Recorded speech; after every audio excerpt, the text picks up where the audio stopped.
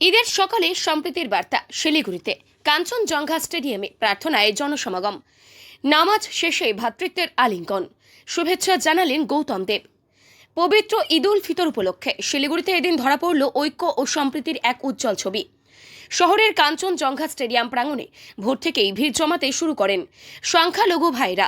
নির্ধারিত সময়ে হাজার হাজার মানুষ একসঙ্গে ঈদের নামাজে শামিল হন।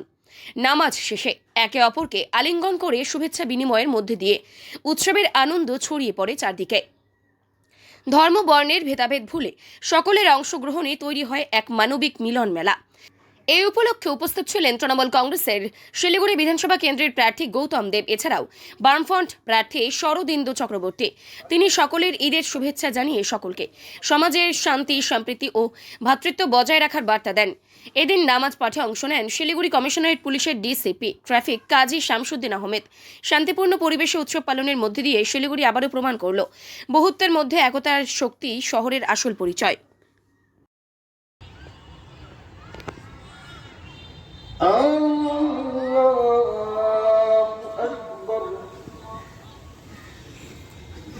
الحمد لله رب العالمين الرحمن اهدنا الصراط المستقيم صراط الذين أنعمت عليهم أعطيناك الكوثر فصل لربك وانحر إن شانئك هو الأبتر.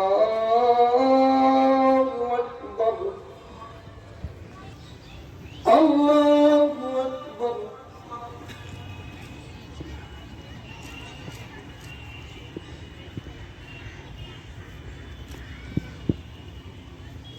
سمع الله لمن حمده. الله أكبر. الله أكبر. الله أكبر.